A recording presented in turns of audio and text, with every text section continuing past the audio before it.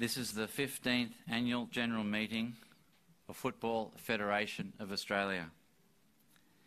Welcome to our members, and in particular, the new members of the expanded Congress. Welcome also to Honorary Vice President Brian Schwartz, who is probably going to be here at 2:15, so somebody will mention that I mentioned him. I do have apologies, though, from the Honorary President, Sir Frank Lowy, and Philip Wolanski.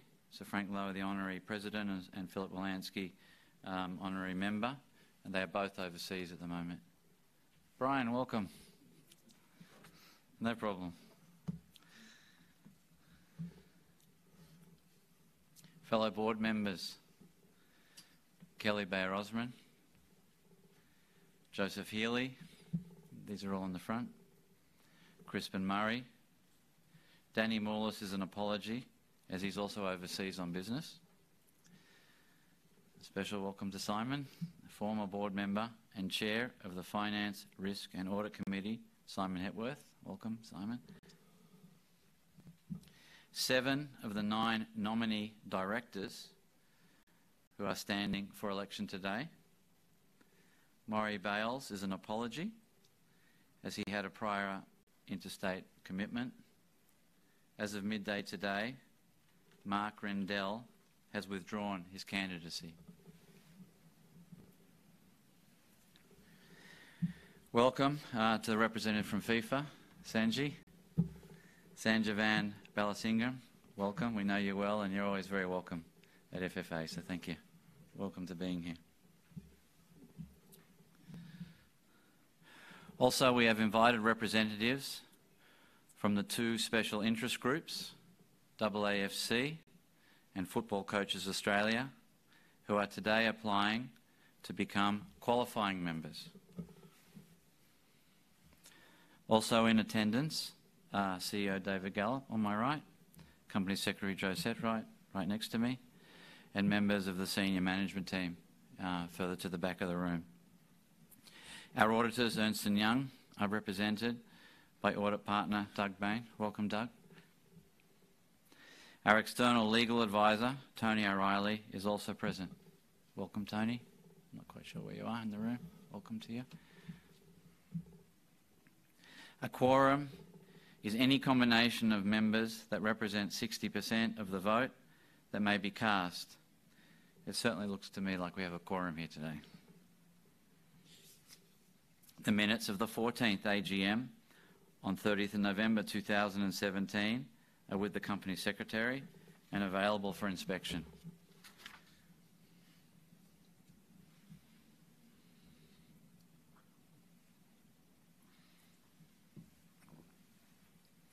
Before dealing with the formal items of business, I would like to give you my final Chairman's address. On the eve of the current board's final meeting, just a few weeks ago, I hosted a dinner to mark the occasion. A kind of Last Supper, you might say. You may have thought it would have been a pretty solemn affair, but in fact, it was a very warm and light-hearted occasion. And it wasn't because some of us felt the burden of responsibility lifted from our shoulders. It was because most of the evening was devoted to looking back at what had been achieved on our watch. Each board member took the opportunity to speak about their experiences, and the stories they told were universally respectful and positive and often humorous.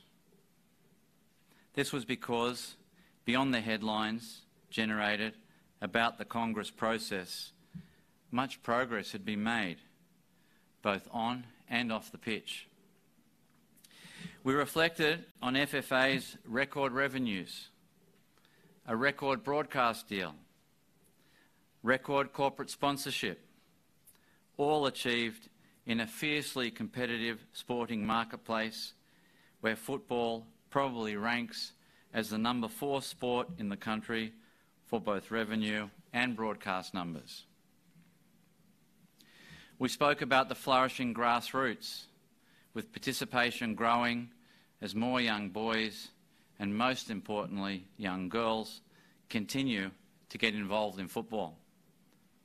Football is clearly the #1 participation sport in Australia. There were plenty of other initiatives mentioned, such as the absolutely critical investment in digital infrastructure to better connect, to better market the whole game and better connect the professional and the amateur pillars of the game. Directors recalled this year's record distribution to A-League clubs and record distribution to member federations, and the fact that the FFA revenue is expected to grow to $121 million this year, with 60% of that allocated to running of the leagues and the distributions to the A-League clubs and players, with the remaining 40% to the national teams and grassroots. Players now receive 33% of overall revenues of FFA. This is up from 27% just 4 years ago.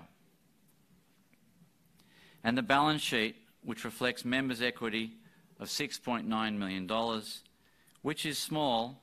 It is small because we distribute effectively all of our revenues to various sectors of the game. This was held intact along the way. There was a first ever collective bargaining agreement for the Westfield W League players. And the building up of FFA's government and international relations capabilities, consolidating FFA's high standing with Commonwealth and state governments and with FIFA and AFC.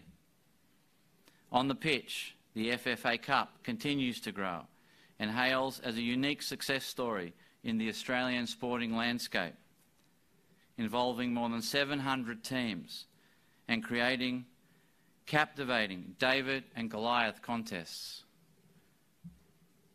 There was much discussion about the continued success of the Socceroos and the Matildas. For the Socceroos, they are one of just 12 nations out of a total 211 FIFA member countries to have appeared at the past 4 successive World Cups. The Matildas have continued to improve and are now ranked #6 in the world and are a real World Cup prospect next year in France. They are now one of Australia's most loved sporting teams. Our bid to host the 2023 Women's World Cup, with strong support from the Commonwealth Government, was another milestone that has the potential to massively turbocharge women's sport and, in particular, women's football across Australia. These were just some of the happier recollections. There was some dark humour as well about the difficult times we experienced. I recall within days of assuming the chair, the entire game was in uproar over the fan banning controversy, which led to active fan groups striking. Fortunately, it was quickly resolved, thanks in large part to the leadership of David and his senior team. I'd like to particularly mention Chris Niku from the board and, of course, Mark Bosnich, who is well known to you, all for their help. It would have been disastrous if this issue had not been resolved very quickly. And then there was the Congress process. I'd like to take the opportunity to address candidates for the board of directors and, of course, members on this issue. You all know that I was not prepared to cross my red line, as it were, which was to run the risk, in the existing board's view, of undermining the true independence of the FFA board.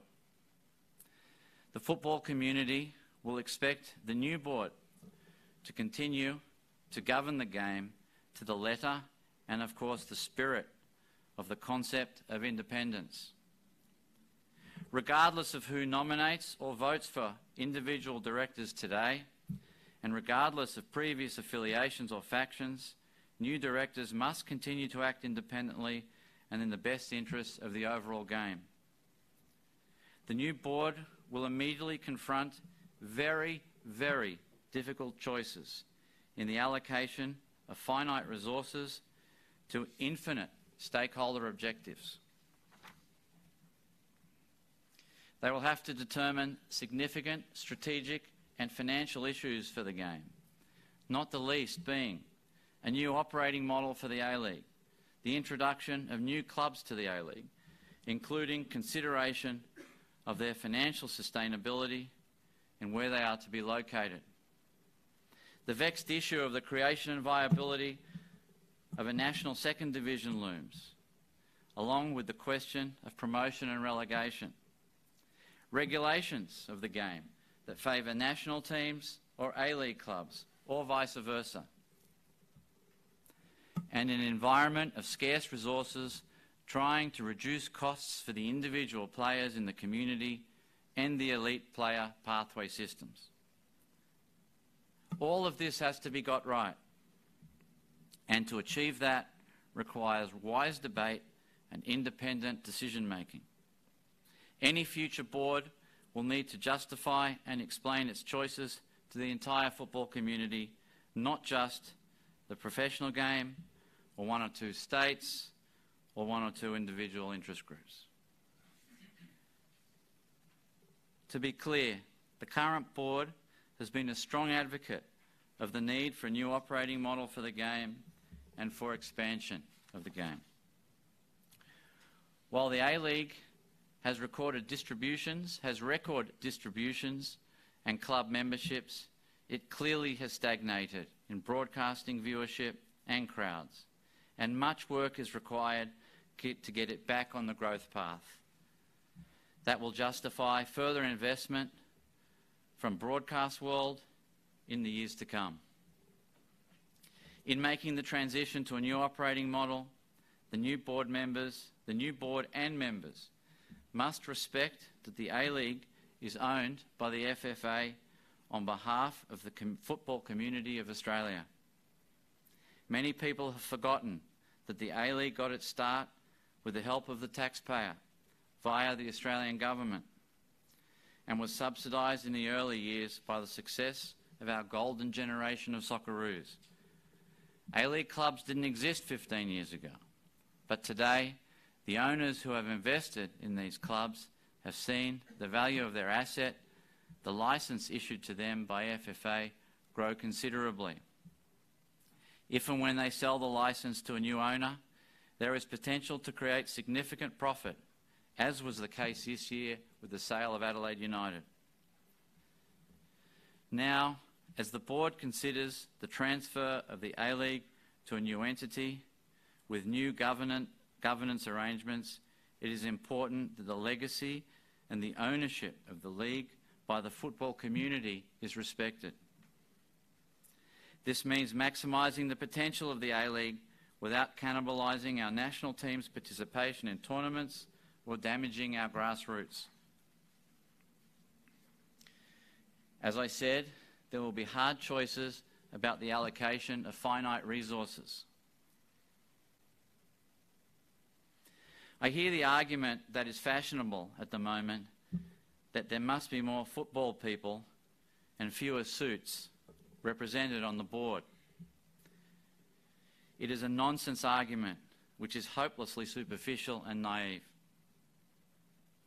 And it is typically advocated by people who have had no board or management experience at this level or the heavy responsibility that goes with it.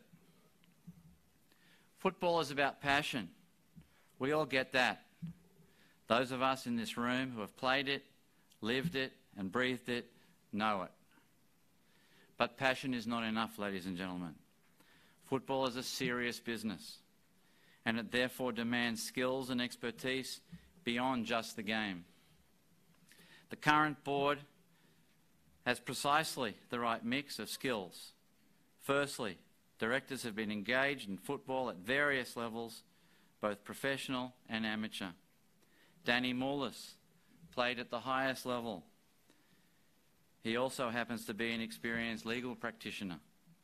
Joseph Healy played for the junior Scottish national team, as well as bringing a wealth of banking and financial expertise to the board.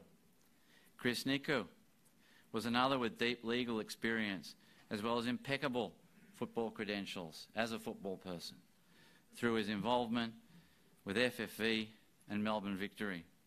Simon Hepworth, Chief Financial Officer of Caltex, and in terms of football, played semi-professionally in the United Kingdom and is a qualified coach as well as a qualified referee. Crispin Murray is one of Australia's leading fund managers with enormous financial and strategic expertise, as well as being a player and a deep student of the game. Kelly Bayer-Rosmarin is one of Australia's leading banking executives and has been particularly insightful in the board oversight over the implementation of our most important digital strategy.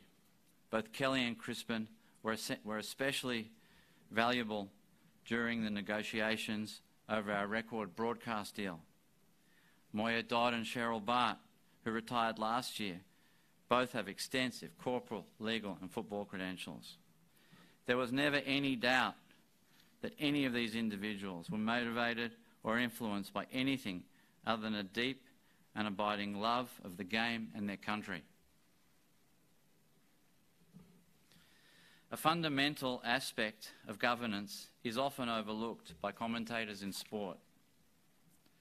The fact is that there is and must be a separation of responsibilities and duties between an independent board and its executive management team.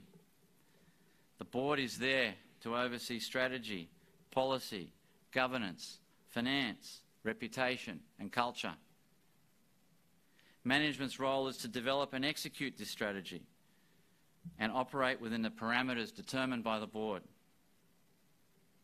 It goes without saying that FFA's management team and its coaching and technical staff have an abundance of hands-on football experience. Ladies and gentlemen, many things have made me proud to serve FFA over the past few years. These are just some of them. The first is that I was able to follow my father, Sir Frank Lowy, who together with his board, and I'm really pleased that Brian's represented here today, as well as Joseph and Simon, etc., led the resurrection of the game only 15 years ago. We have been together in all things football since I was a little boy. I knew that when I was asked to put my name forward for the board, that my surname would be an issue. And it still happens to be 3 years later. Which is why I explained to each member of Congress at the time that they would need to look past my name and focus on my credentials. And I only wanted to do the job if they wanted me to do the job. They did focus on my credentials and saw that my experience qualified me for the role. They saw that I'd been involved in the game for over 50 years, that I had played the game competitively for more than 40 years, that I was a 30-year-plus senior and chief executive of one of the largest publicly listed and most successful real estate companies in the world, and that I had served on a number of federal and state government committees or bodies for national security and policing, and as chairman for the range of leading institutions like the Art Gallery of New South Wales and the Victor Chain Cardiac Research Institute, among others. This was the experience I could bring to bear in the role, and Congress members at the time supported my nomination and elected me unanimously.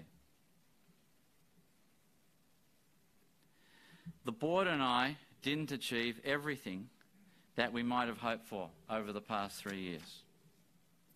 We would have liked to have moved more swiftly on issues like the new operating model and the expansion of the A-League and address the urgent need to provide much-needed resources and match experience for our junior national teams, both male and female. We would have also liked to have made more progress on the better connecting the grassroots with the professional game. There were other issues too, but on balance, I'm proud of the progress made over our term. I was also proud to lead a board of such outstanding individuals, each of whom devoted enormous amounts of time and thought to the issues confronting the game, all without any remuneration, often in the face of very strident and unfair criticism. Given that Joseph and Danny will also be retiring today, and Chris and Simon's term finished recently, I would like to take this opportunity to thank them for their enormous contribution, selflessly serving on the board and numerous committees. Thank you very much.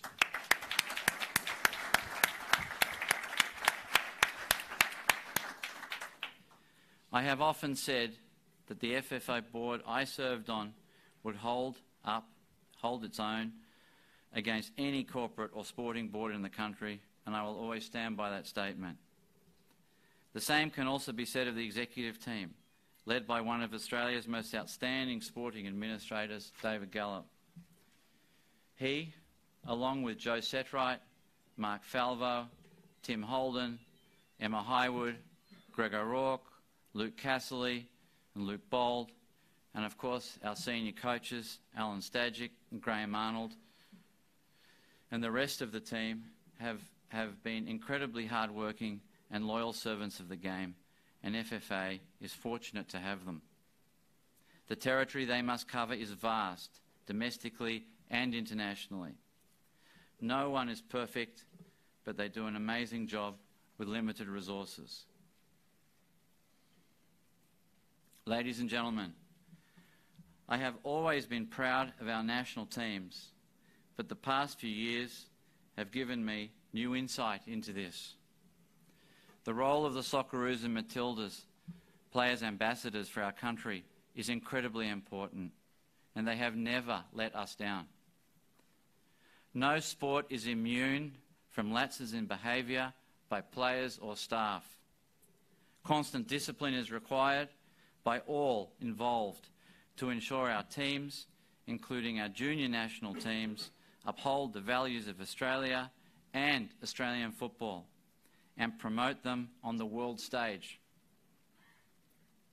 I am proud of the professionalism of all our national teams and the way they play, hard but fair. They are always gracious in victory and dignified in defeat. And I am sure that this is why they are held in such high regard, not just by football fans, but by all Australians. In a similar way, I'm also proud of our fans. And our nation should be proud of the way our fans represented Australia abroad, something that was remarked upon to me at the recent World Cup by the FIFA president himself. Being in Russia and having the opportunity to spend time with some 8,000 Australians, fans, who travelled huge distances in support of their team and country was extraordinary, and on a personal level, a highlight of my time as chairman. Thank you, ladies and gentlemen, and I will now turn to the business of the meeting. Thank you very much.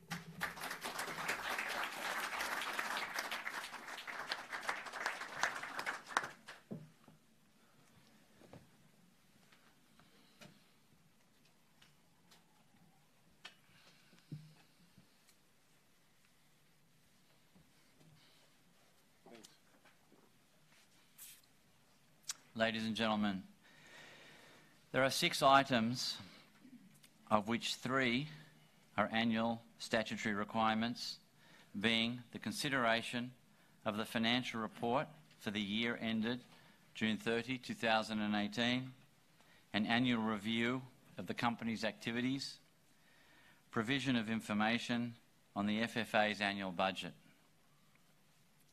You have received both the annual review and the information on the FFA budget in advance of the meeting, in addition to the formal statutory accounts for the year ended June 30, 2018. The printed copy of the annual review is on your seats today, and I believe was sent to you electronically last week. I will take all of the material distributed in advance as having been read and turn to the first item of business, which is the consideration of the annual financial report, including the financial statements for the year ended June 30, 2018, the Director's report and declaration, the Independent Auditor's report. In putting the report to the meeting, I will make some brief observations. The financial results for the year show an operating surplus of $43.8 million, an increase of 37% on last year. This was distributed in grants, which increased to the record $43.9 million, to a record $43.9 million from $32.4 million in the previous year. After distributions, the operating result was a small deficit of $126,000.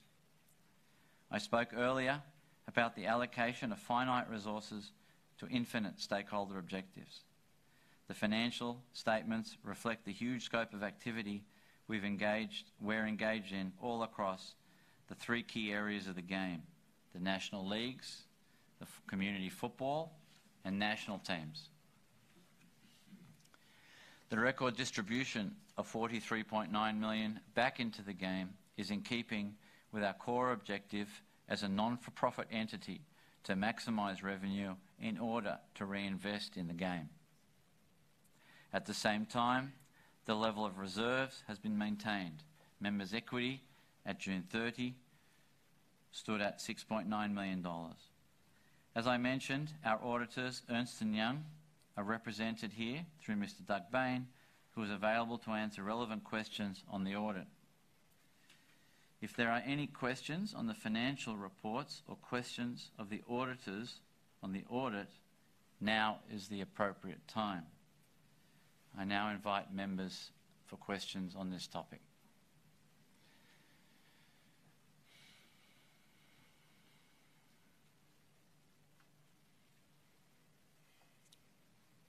I'm happy to give it a few moments.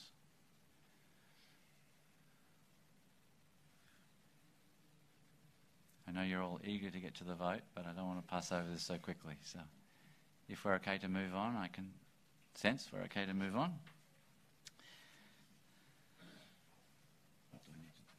Just go straight to here. Okay. The second item of business is a report on the company's activities for the year.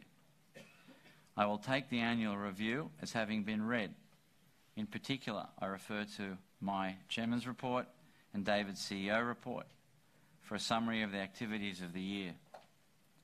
I will now provide the opportunity for any questions or comments on the annual review or any aspects of management or the company more generally.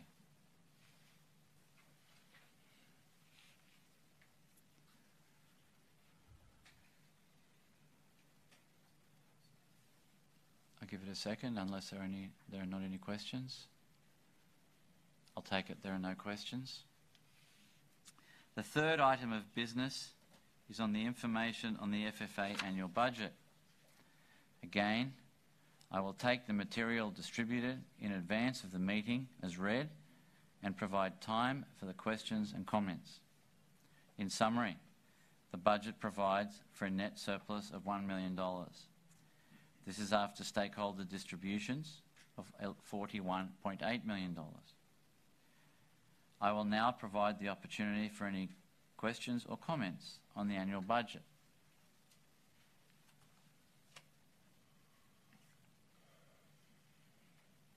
If there are none, I'm happy to proceed. I think I'll proceed. Thank you. We now move to the fourth item of business, being consideration of two resolutions to grant application qualifying member status. This process follows the amendments to the FFA Constitution in October, providing a new membership pathway for special interest groups. FFA has received the material from the applicants and provided it to the members. Representatives of each applicant are here and available to respond to any specific questions should they require to be asked. I will take each resolution in turn and provide an opportunity for questions and discussions in relation to each resolution. Each resolution will be carried if a simple majority of votes are cast in favour. Members now hold differing numbers of votes depending on their category of membership. In the interest of time, I intend to proceed by a way of a show of hands unless a poll is called for. If the result cannot be clearly determined by a show of hands, I will call a poll at that point. Item 4A. Item 4A is a motion to pass a resolution to grant the Association of Australian Football Clubs the status of qualifying member. Before turning to the formal vote, I will now provide the opportunity for any questions or discussions on this motion. Are there any questions or discussion on this motion?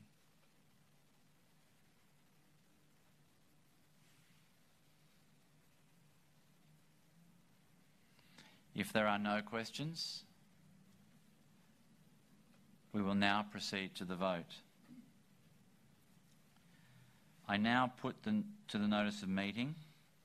All those in favour of the resolution, please raise your cards, and as before, please keep them raised until I ask you to put them down. Please.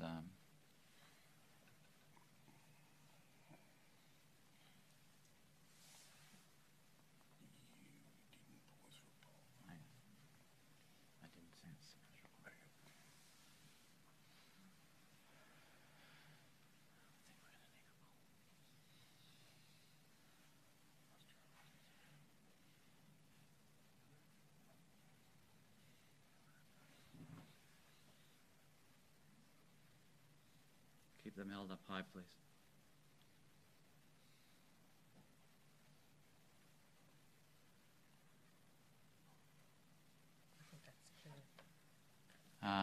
Thank you. All those against? Please hold them up high.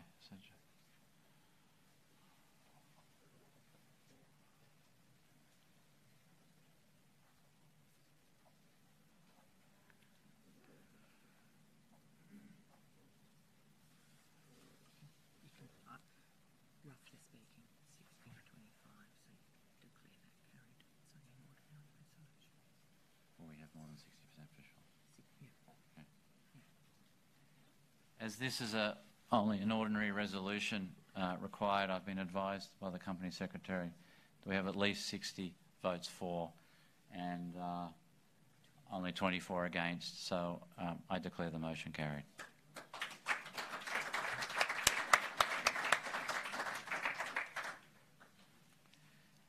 Where am I now? Okay. 4B. Yeah. Item 4B is the motion to pass a resolution to grant Football Coaches Australia Incorporated the status of qualifying member. Before turning to the formal vote, I will now provide the opportunity for any questions or discussions on this motion.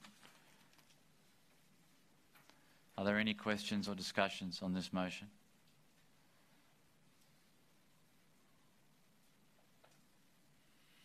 If there are no questions on this motion, we will now proceed to the vote.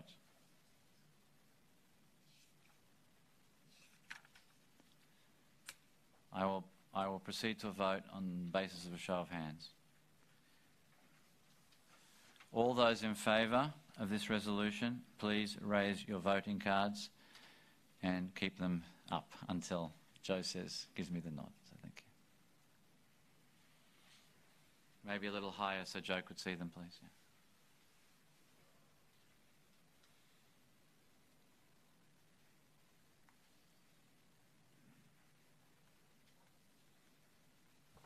You can ask for against. Thank you. Those against? Noted. It's clear that I declare the motion carried.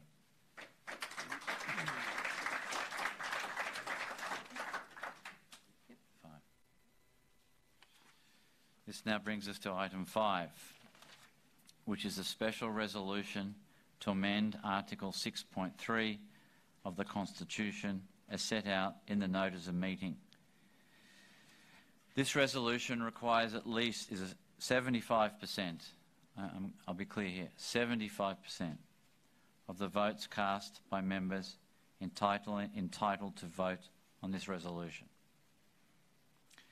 The effect of the resolution is explained in Annexure 1 to the notice of meeting. In summary, it would give effect to the recommendation of the Congress Review Working Group in relation to the AAFC's pathway to membership. The recommendation was that AAFC be deemed to have commenced complying with the relevant criteria from July 2017. Before turning to the formal vote, I will now provide the opportunity for any questions or discussions on item 5. The floor is yours, ladies and gentlemen.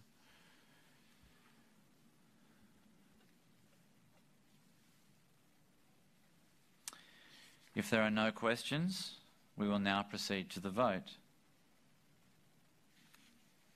Again, I intend to proceed by way of a show of hands unless either a poll is called for or a poll is required because the result is not sufficiently clear on a show of hands. So, ladies and gentlemen, I now put this resolution to the meeting and I ask all those in favour, please hold up your voting cards and keep them held up until I get a direction again.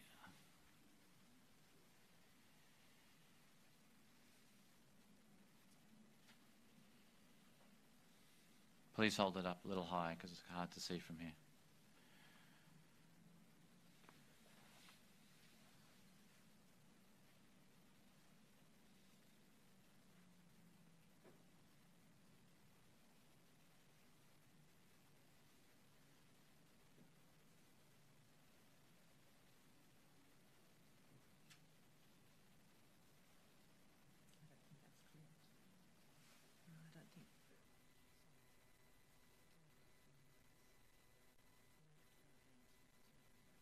Thank you, ladies and gentlemen. All those against?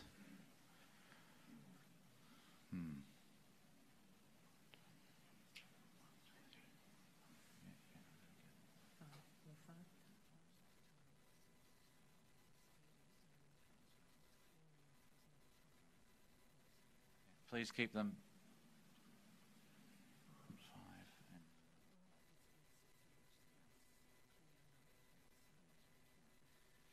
It's clear from a show of hands that the motion is not carried.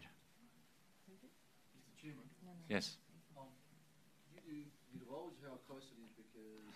Well, there's at least more than 30 who are against. Could you tell us how much 75% of the members voted?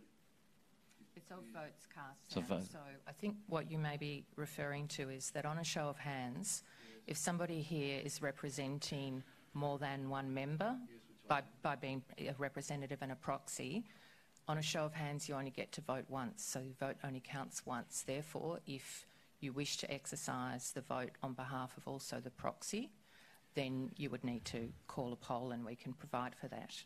I'd like to call a poll. Okay, let's proceed to a poll. We'll proceed to a poll then. I'll hand it over now to Joe, the Company Secretary, to run you through the mechanism of the poll.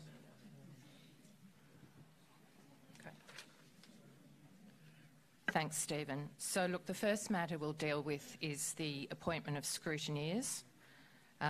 This is a matter for the members in general meeting. As you all know, you've been given prior notice of the proposed appointment of 3 scrutineers, being Francis Waratifi, Greg Griffin and Estelle Bowman. In order to formalise their appointment, could I just ask all members in favour of appointing these 3 scrutineers to raise their voting cards? I think that's pretty confirmation. Thanks. Okay, the mechanics of voting. Voting is going to take place in the room here on my left, the one marked voting room. You can see the ballot box also sitting just outside. I'll distribute ballot papers to each member or to their proxy. So you will receive different coloured voting papers depending on your membership category. So member federations, A-League clubs, the players member or Women's Football Council members. Members will then in turn proceed to the voting room.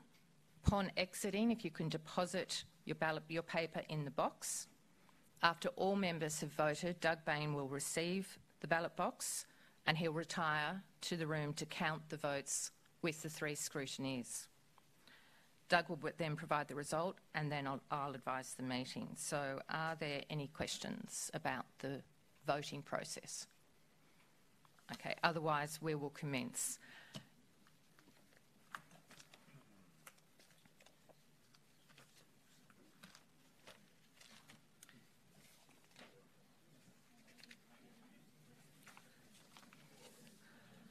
I'll call members up to collect your voting papers and I'll call them in the order listed in the Constitution or in the case of the Women's Football Council by stakeholder nomination group and alphabetical order. So if members or your proxies could come up and then retire to the booth and we'll do it one by one. So we'll then move to the next member. Thanks for your patience as we go through this process. So firstly, the member federations. Football Queensland.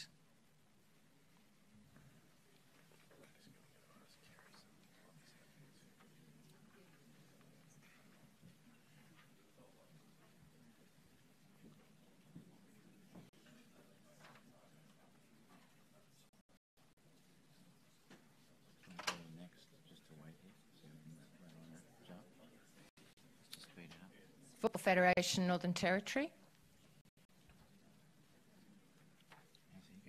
Okay, yeah. And in readiness, Football New South Wales.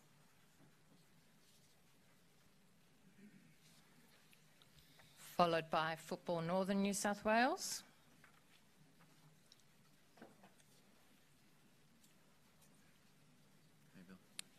Football Federation Tasmania. Oh, just, yeah, wait until they come out. I sped up too quickly. He's in a rush.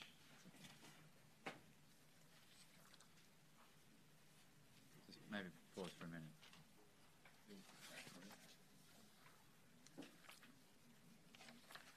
Football Federation South Australia and also as proxy for Football West.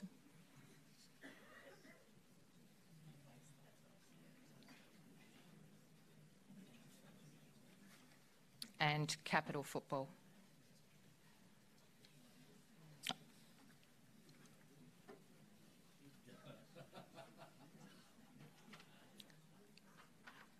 And Football Federation Victoria.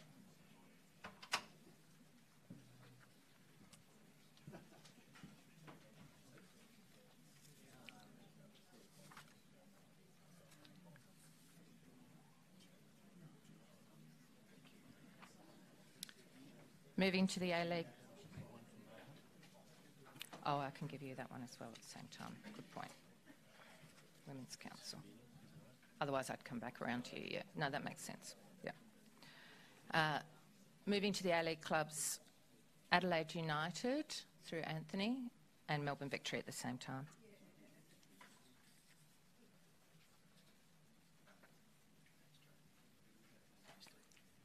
Wait there, Anthony. Yeah. Wouldn't want to be accused of peeking.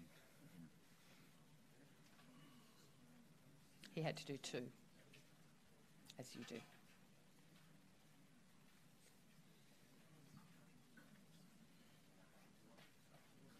Brisbane Roar.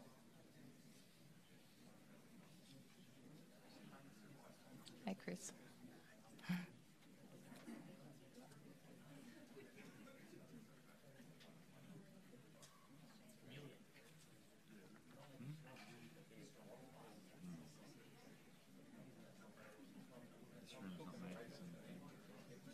Central Coast Mariners.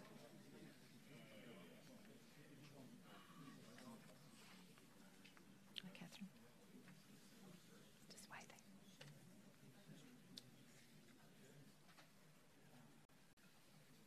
Melbourne City.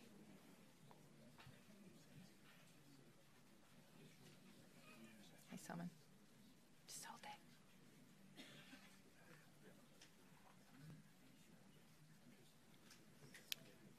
Newcastle Jets.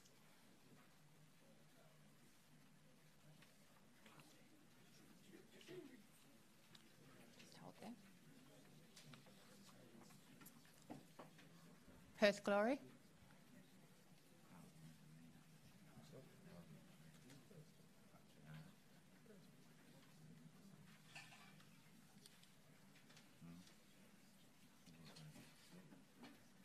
Sydney FC.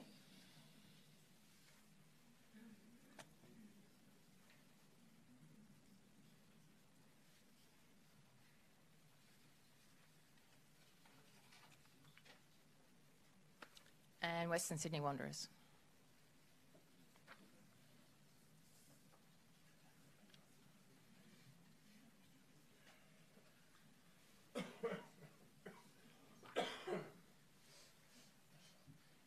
The players member.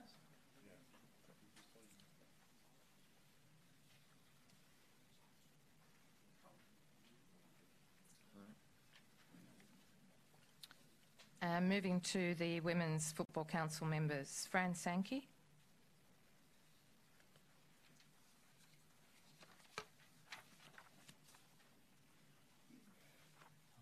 Welcome. Jeanette Spencer.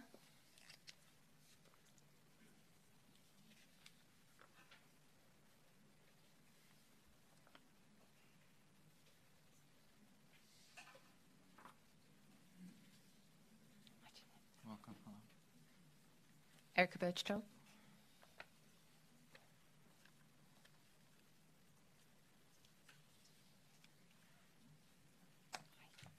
How are you? Just hold. Oh, so just wait until. Caroline Carnegie.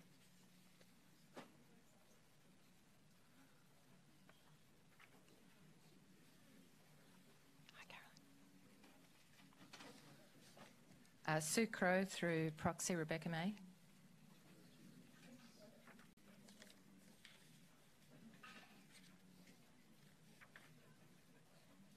The next one to keep going. Elise Kellon-Knight and Lydia Williams. Okay.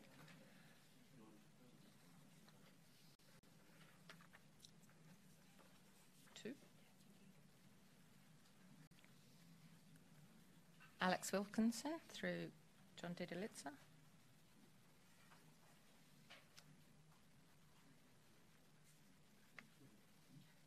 And Ros Moriarty.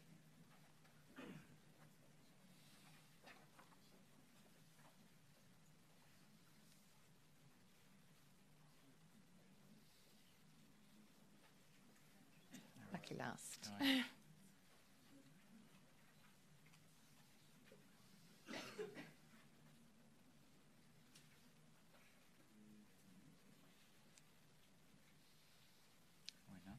Okay, that completes the voting. Doug Bain will now collect the ballot box and retire to count the votes. Could I ask the three scrutineers to please accompany Doug?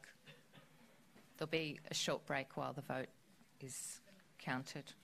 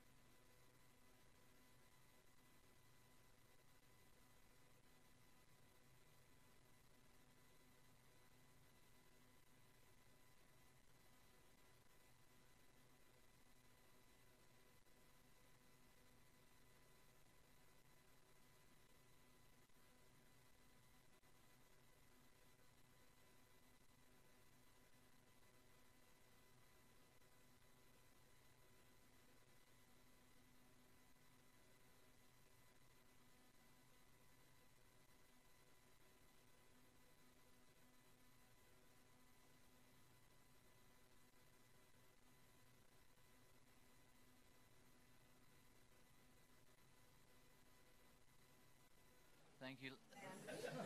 Thank you, ladies and gentlemen. Maybe if I could call the meeting to order. Thank you.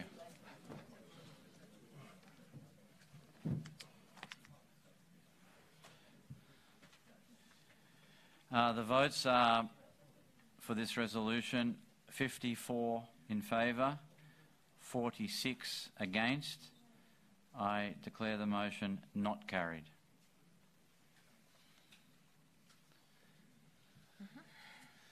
Tell me where we are now.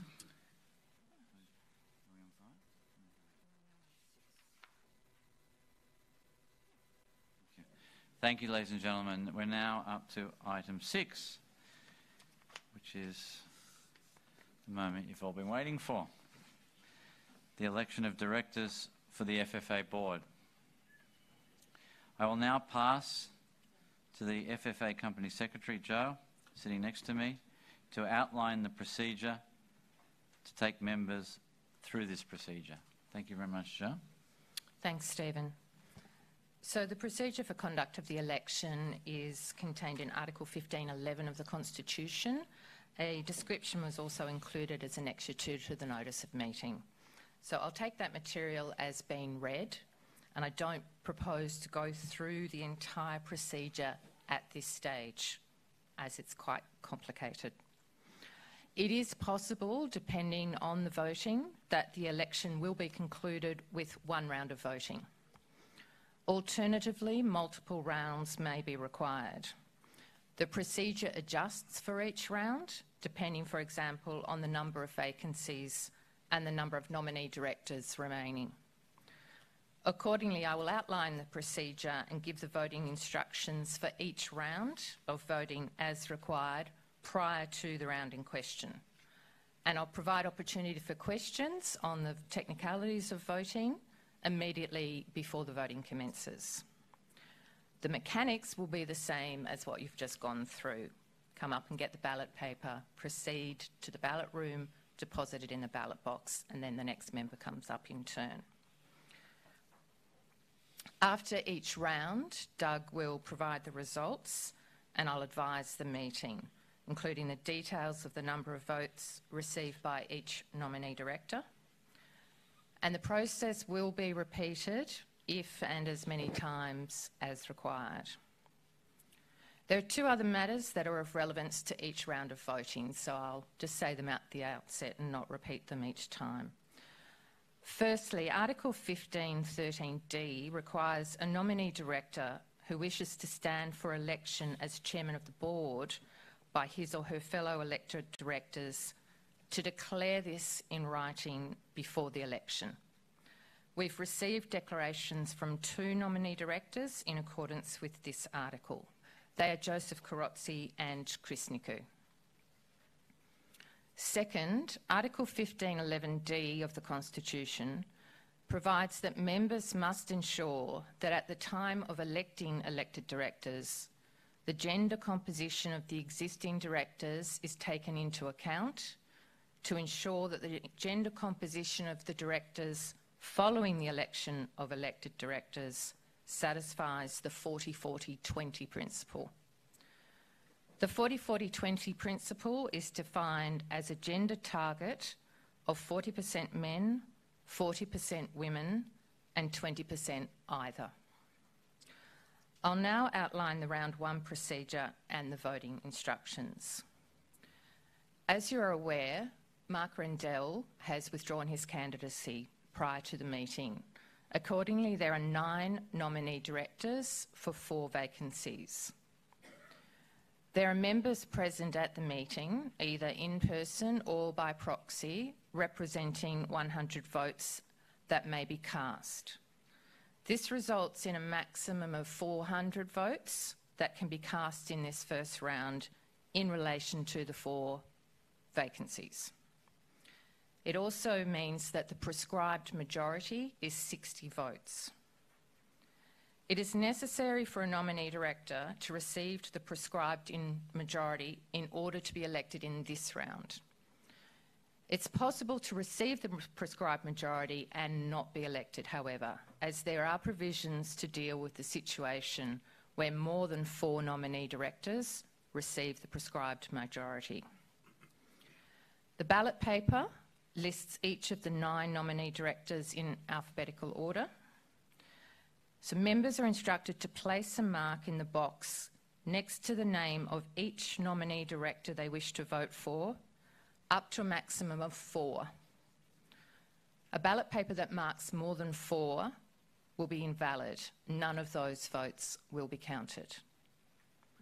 Members may mark less than 4 names, provided that they mark at least 1 name.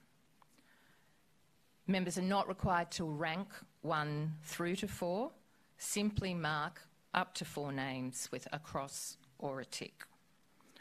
I'll pause now for any questions about this first round of voting. Clear? So we can get underway. Bear with us as we go through the procedure of members coming up to collect their ballot papers. If you are a proxy as well as a representative, it would, in the interest of time, I will do them in the order of the before, but if in the interest of time, collect the second ballot paper when you come up. So, Football Queensland.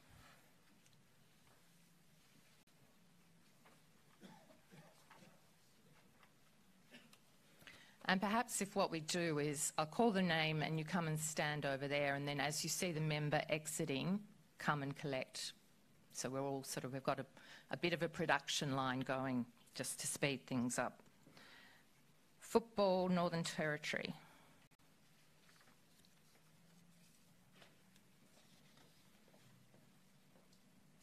Football New South Wales.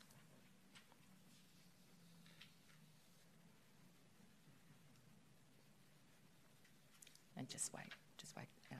Just pause until, yeah.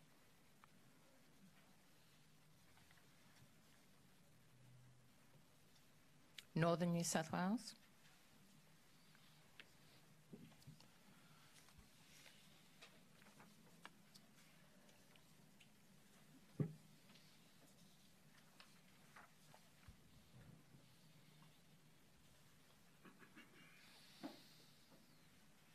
Bob's ahead of the game. Tasmania.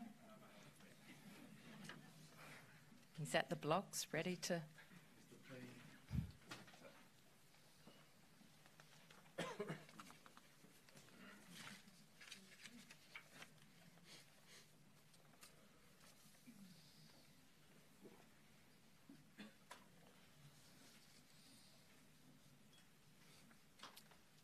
He's looking at you, Sam. South Australia and Western Australia.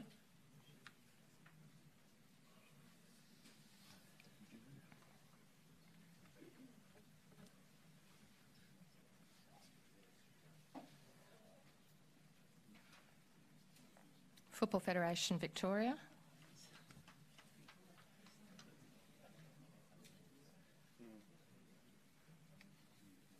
Don't we just getting a bit banked up? And 1 for...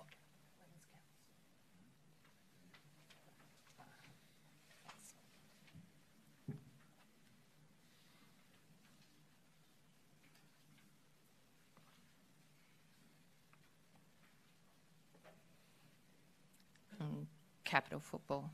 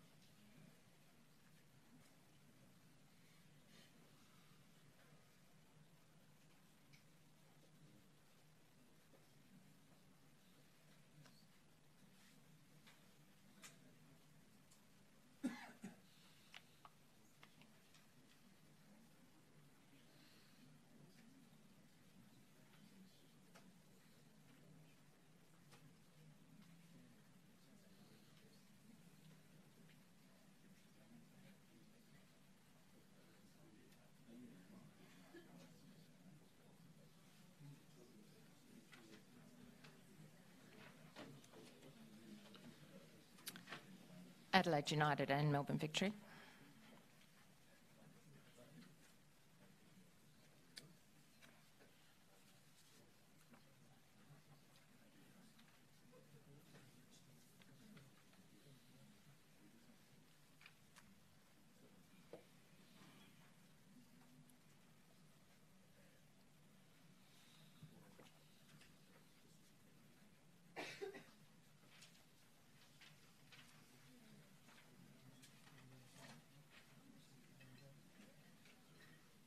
Brisbane Roar.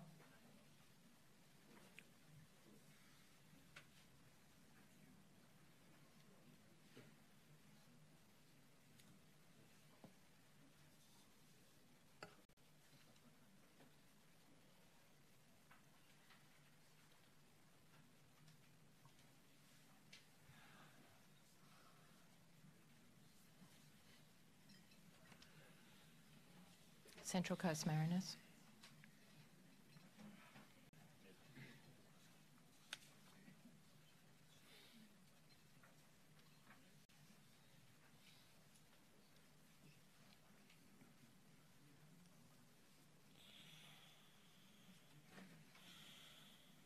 Melbourne City.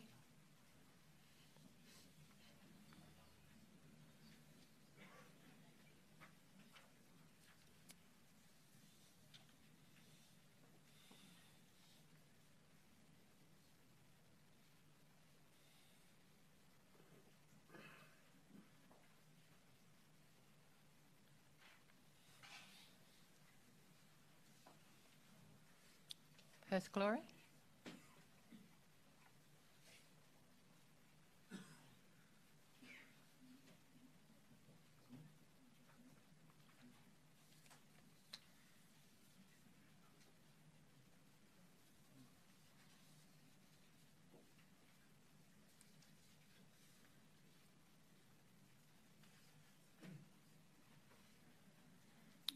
Newcastle Jets.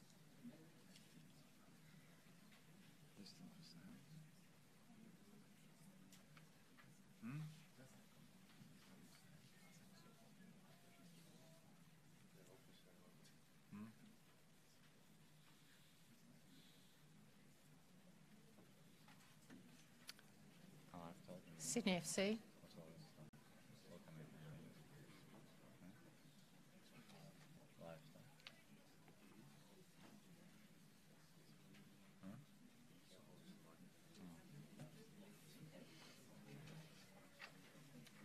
Western Sydney Wanderers.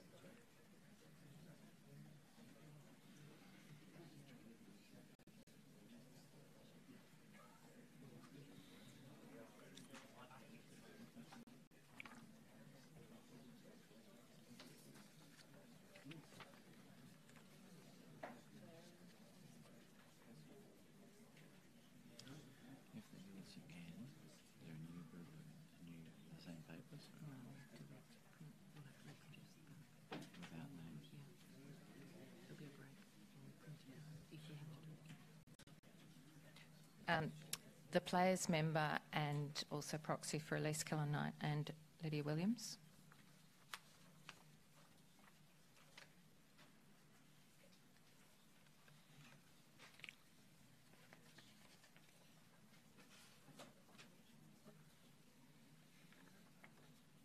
Fran Sankey.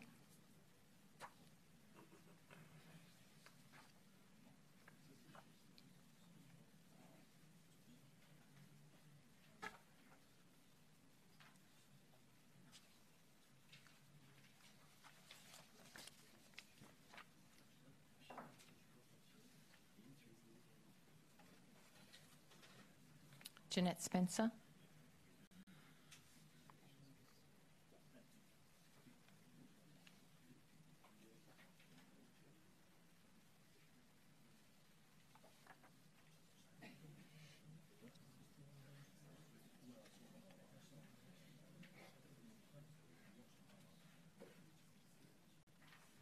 Erica Birchtold.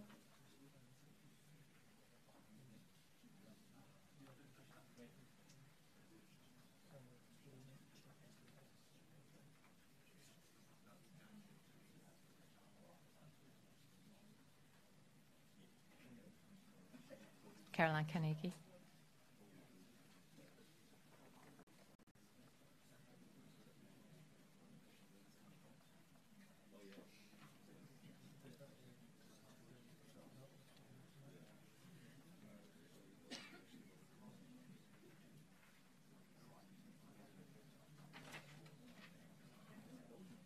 Sue Crow through Rebecca May's proxy.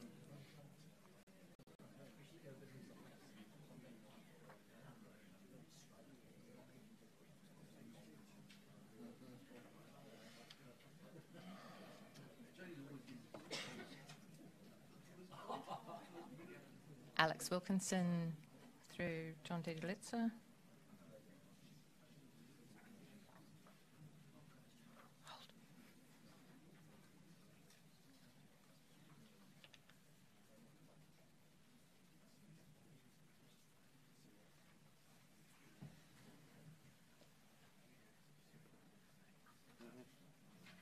And Ross Moriarty.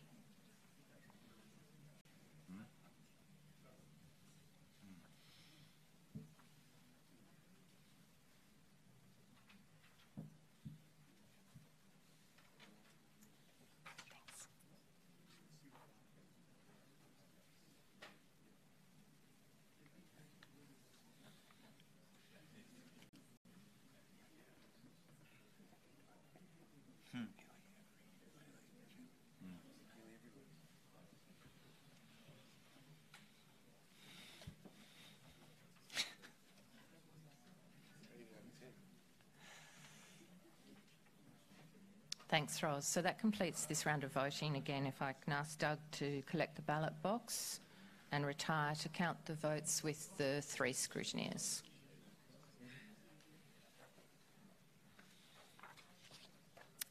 I anticipate that this break may be a little bit longer than the last ones.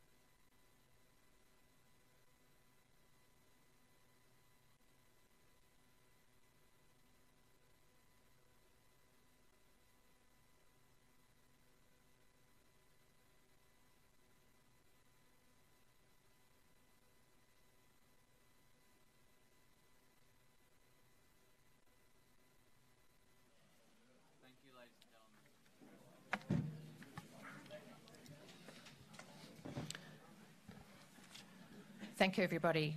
I have the results of this round of voting and... Pause for a minute.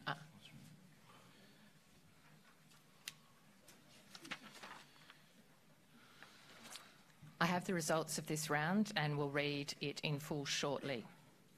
The overall result is that 3 nominee directors received more than the prescribed majority and automatically fill vacancies and are elected as directors. These nominee directors were Heather Reid, Joseph Carozzi and Chris Niku.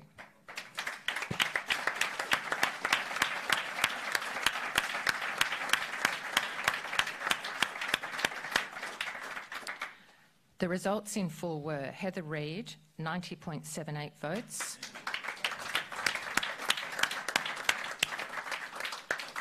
Joseph Carozzi, 75.56 votes. Chris Niku, 68.44 votes. Stephen Conroy, 43.78 votes. Remo Nogarotto, 42.89 votes.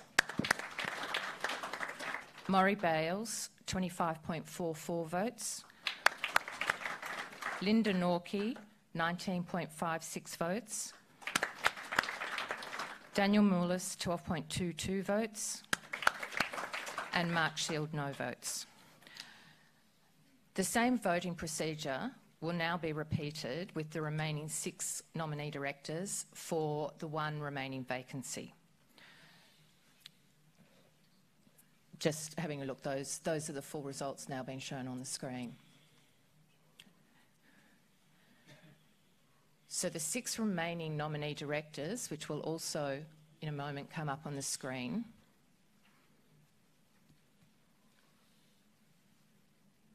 remain in the election, in the process. As we're just in the process of producing ballot papers to show that, we will just have a short break and then we'll come up and we'll distribute the ballot papers, where members will be asked to just cast 1 vote against the name of 1 of the 6 remaining candidates. So if you could just bear with us while we just produce the ballot papers for this round.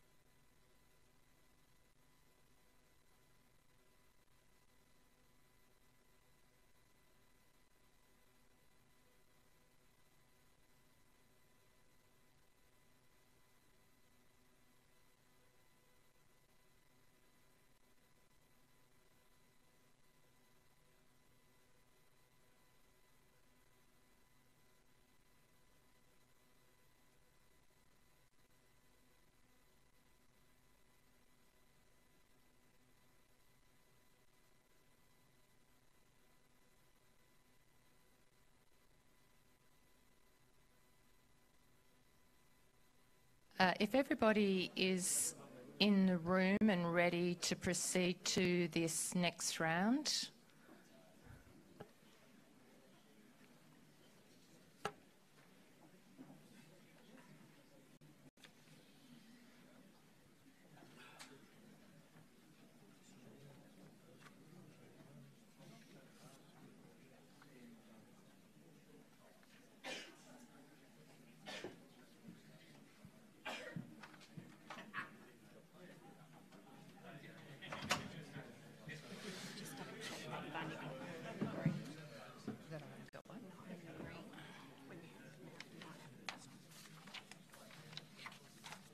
What are we doing now? Are we ready? Ah. Yeah, quick turnaround. Thanks, everybody. So, as I said, in this round, members are asked to vote for just one candidate. If you mark more than one candidate, your ballot paper will be informal and those votes won't be counted. There are 6 remaining nominee directors on the screen, but also now on the ballot papers.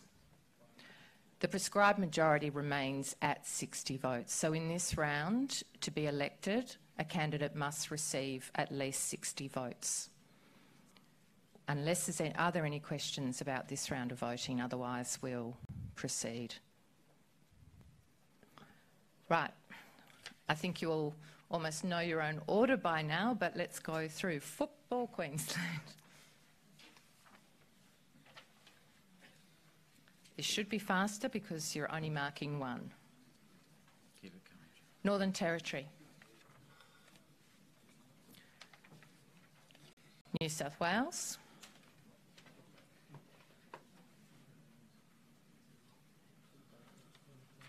Northern New South Wales.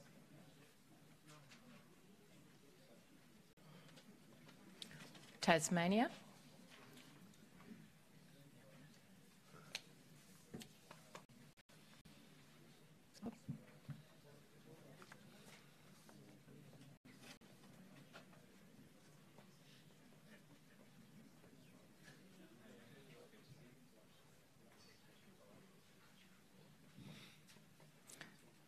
South Australia and Western Australia.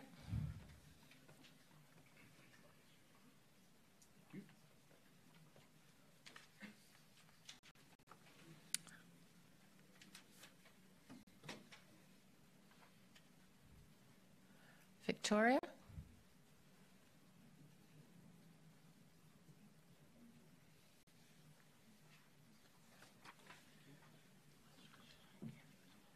Oh, you keep reminding me. Well done. Thank you.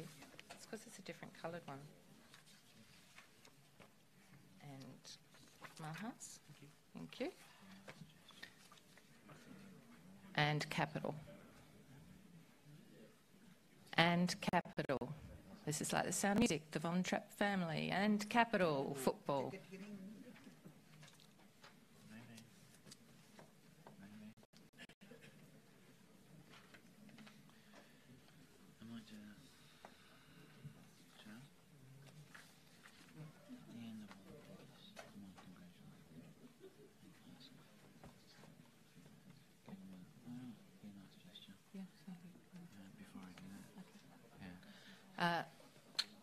Adelaide United and Melbourne Victory.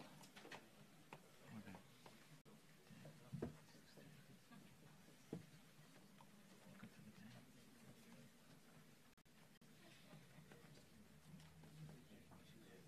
think there's... It's empty, isn't it? Yeah. Brisbane Roar.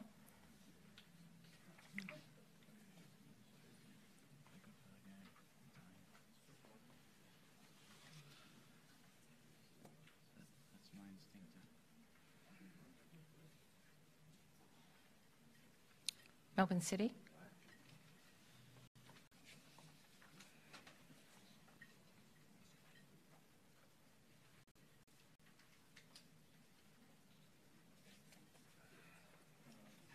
Newcastle Jets.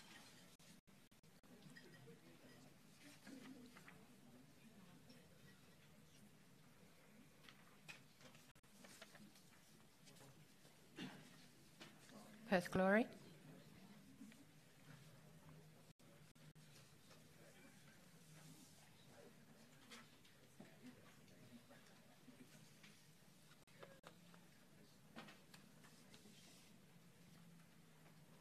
Sydney FC.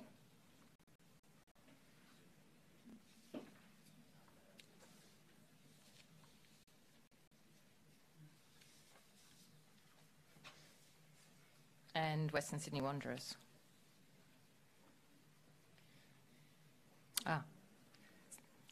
Sorry. Central Coast Mariners. Just testing. Sorry, Catherine. There you go.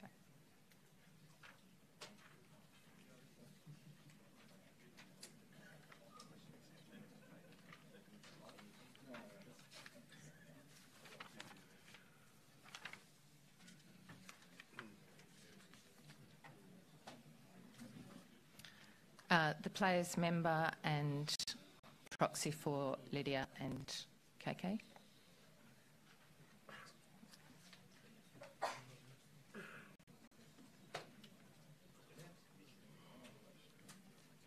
Fran Sankey.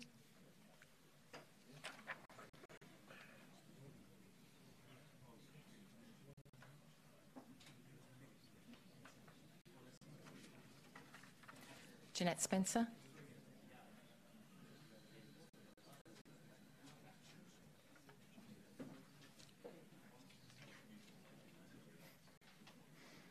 Erica Birchtold.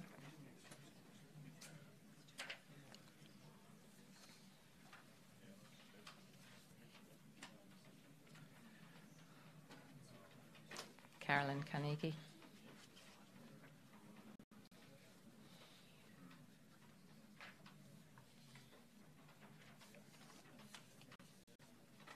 Sue Crow. Through Rebecca. It's okay. It's okay. It's okay.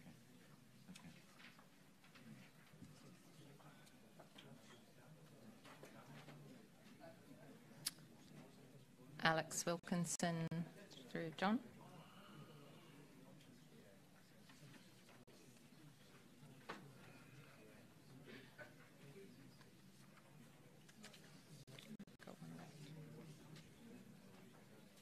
Ros Moriarty.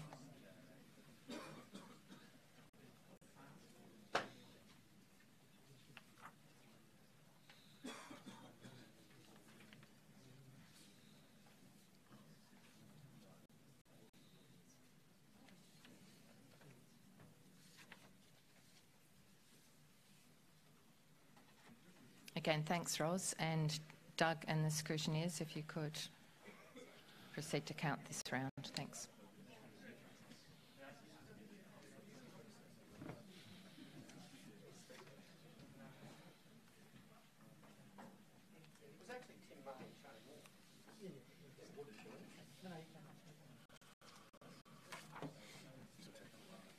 Not.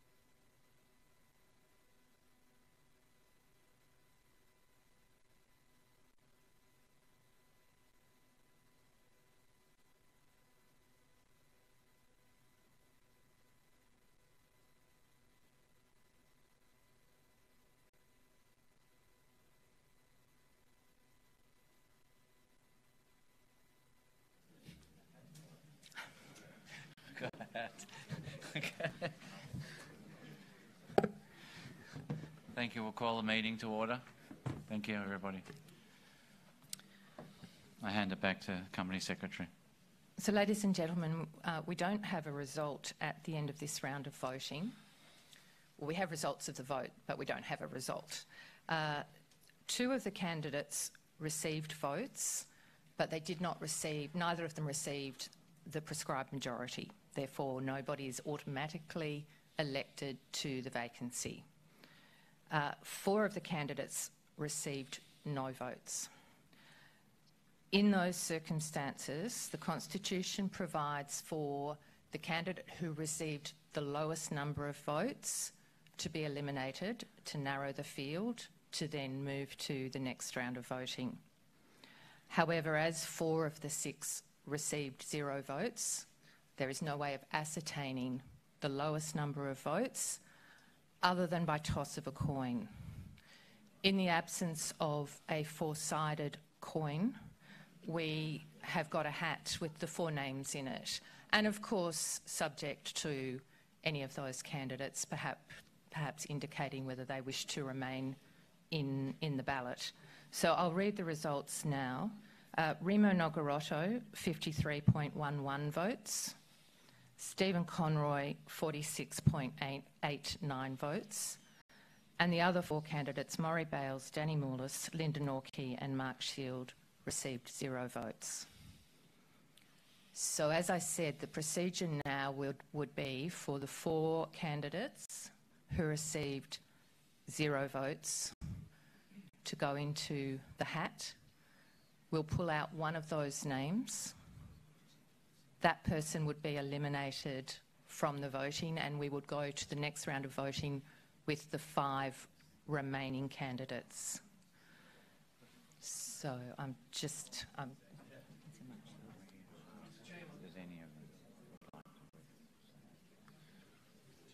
Yes.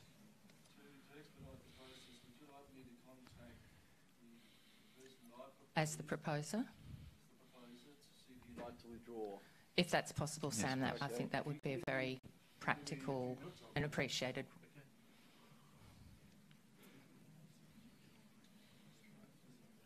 All right, I've just had an indication from Mark Shield that he also will be withdrawing his candidacy. Thank you, Mark. And also Linda Norkey, thank you. Maybe somebody should contact. Well, if Sam...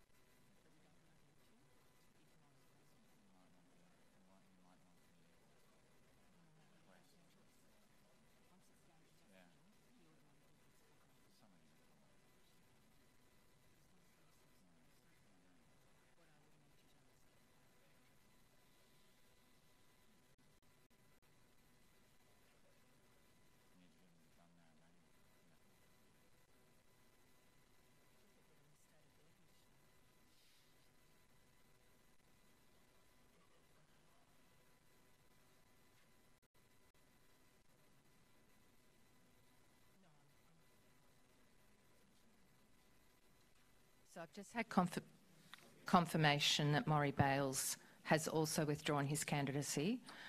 As a result, Daniel Mullis is the last remaining nominee director with the least amount of votes, and therefore he also will be eliminated.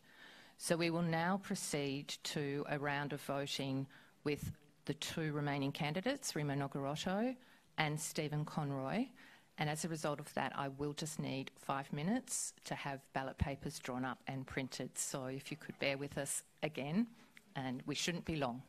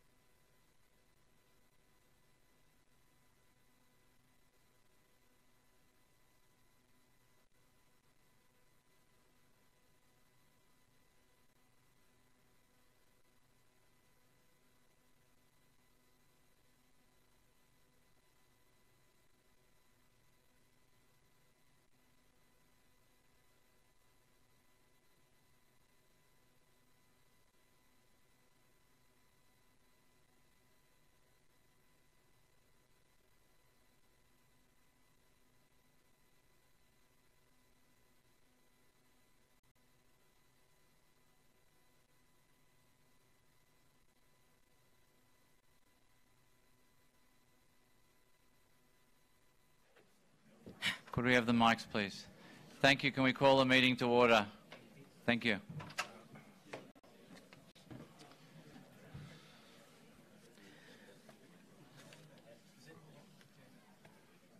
Thanks, everybody.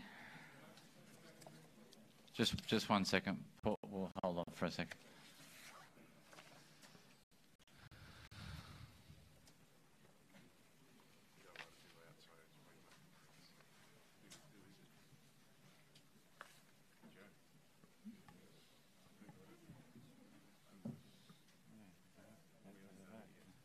No, we've got another round to go. Yeah. So, as before, I'll call you out. Thank you, everyone. If we can have attention. I'll call you out in the order that I think you all know by now. There are 2 names on the ballot paper, Stephen Conroy and Remo Nogarotto. Please mark one candidate only to be valid. And there's one minor difference to the last round, and that is as a result of one of the members having to depart. The prescribed majority is now, instead of being 60 votes, is 59.4 votes. That's the only difference.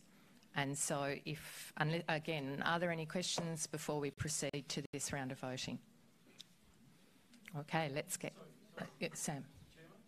Please. The 2 remaining, isn't it just a simple majority?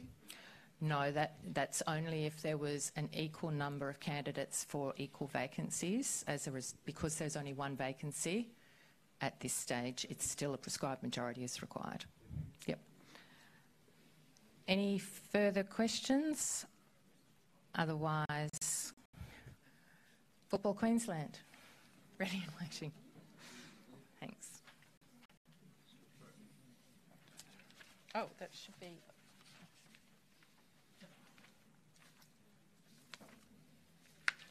Northern Territory.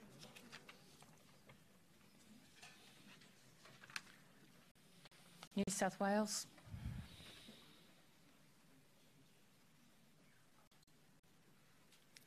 Northern New South Wales.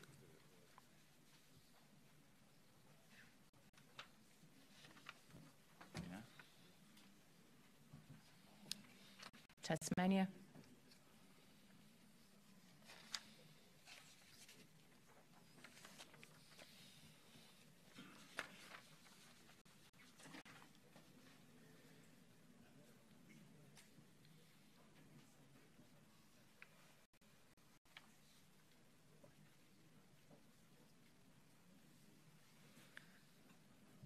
South Australia and Western Australia.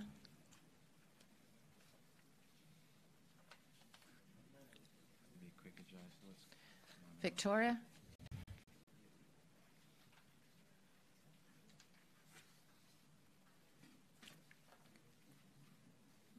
Oh, every time. It's because it's a different colour.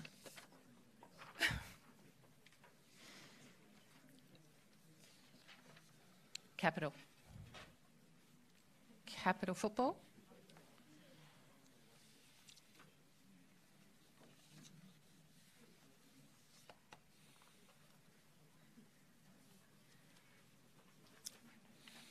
Adelaide United and Melbourne Victory.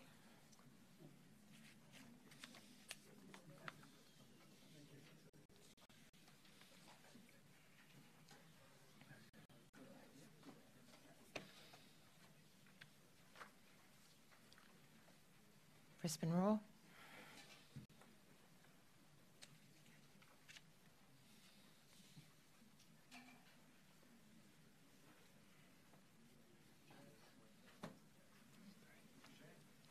Excuse me. Pause for a minute, please. Yes, Stephen. I withdraw. Thank you, Stephen. There still has to be a vote. There still has to put it to Thank you, Stephen. I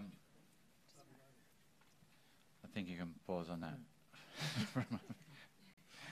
I'm advised by the Company Secretary that we still need to put this to a resolution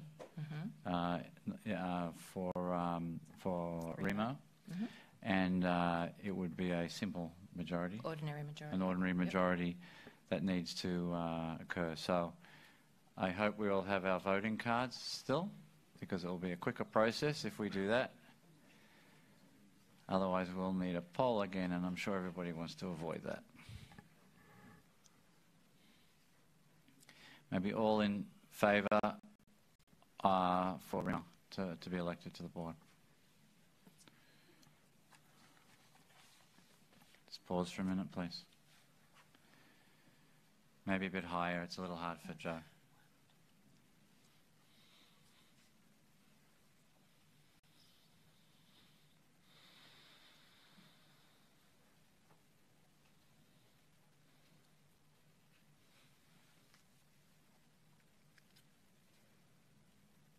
It's quite clear that that's more than...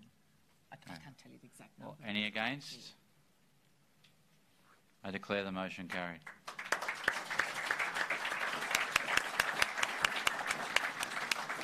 Congratulations, Rima. Ladies and gentlemen, I'm sure you will join me in thanking all of the candidates for their interest in standing for the election and congratulating them and congratulating the elected directors. Heather, Joseph, Chris and Rima, congratulations to you all.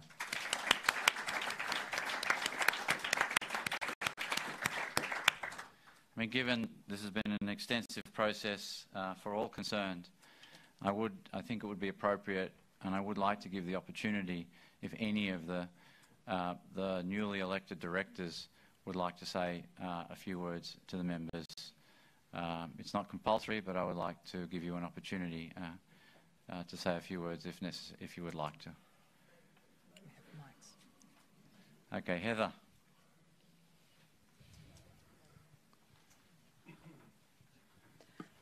Thank you very much, Mr. Chair, for the opportunity to speak. I'm feeling emotional and somewhat overwhelmed. And I want to thank everybody who did support me. I particularly want to thank the PFA for the nomination and for Capital Football for the seconding of my nomination, and the hard work that's gone in by a lot of people to get me over the line, particularly John from the PFA and other people who I won't name, but they know who they are behind the scenes, that have been my team for my campaign of Reedy for FFA. I wish the unsuccessful candidates all the best, and I'm sure that our deliberations at the board meeting for potential appointees will be very interesting and robust discussion. Congratulations also to Remo, Chris and Joseph. I've got my sleeves rolled up, ready for the hard work, so let's begin.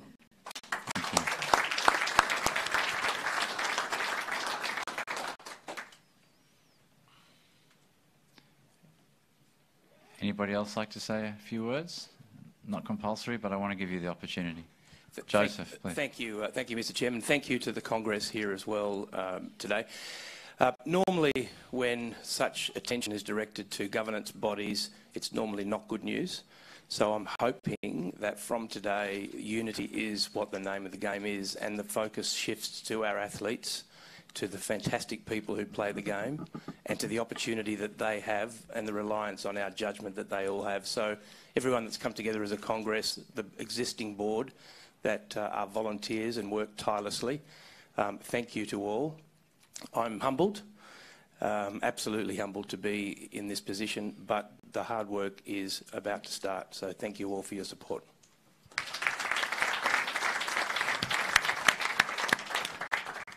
Thanks, Stephen. I just also want to add my thank you to those who supported me. And look, a lot has been said in the last 2 years, but at the heart of it, there's a lot of passion in our sport, and it's time for everyone to get in the boat and row together.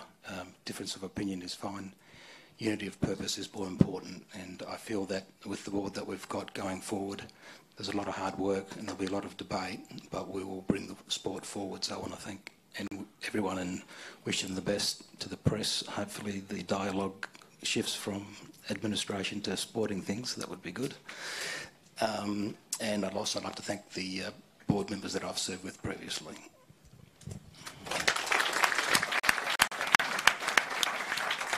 Thank you, Chair. I'd just like to extend my thanks as well, and thank you, Stephen, for graciously stepping down at the end there.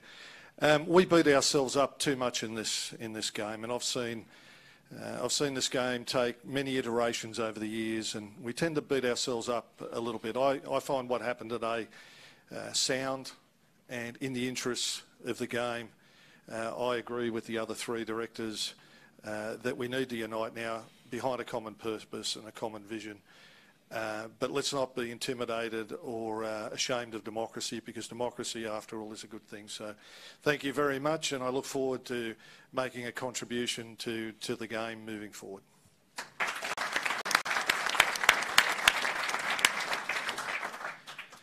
Thank you. I have no doubt after we close the meeting, the new and existing directors will get together, and obviously their first task is to choose a chairperson between them, and I wish you enormous luck in that task.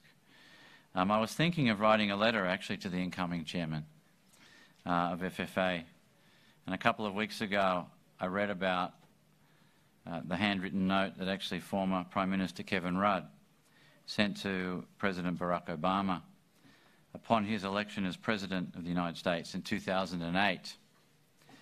It wasn't quite what an incoming United States President would expect from another head of government. Kevin wrote, "Dear Mr. President, you poor bastard, ... Infinite expectations, finite resources." I don't think I could improve on that message for any incoming chairman. We have to finish with a bit of laughter here, don't we? There hasn't been much the last few years. Let me close by saying that what an honour it has been to serve as chairman of FFA and to have been able to build upon the strong foundations put in place by previous boards. It is now up to a new expanded Congress and a largely new board, FFA board, to protect the gains already made and take our game to new heights. This remains my fervent hope, and I wish the incoming custodians of our great game the very best in realising the enormous potential of football in Australia. Ladies and gentlemen, I now declare the meeting closed. Thank you very much.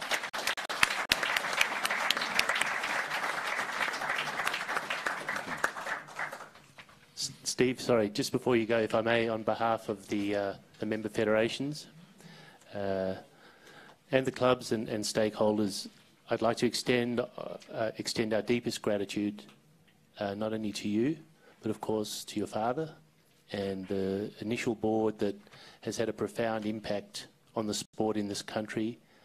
The legacy you have left and the platform that has been created has certainly advanced the interests of the game, and we gratefully acknowledge that and would like to ensure that you understand that the gratitude is genuine and sincere. In so doing, we also happily and accept the responsibility of the task going forward, and we look forward to working as a group and unifying the game to support its great potential. Thank you. Thank you.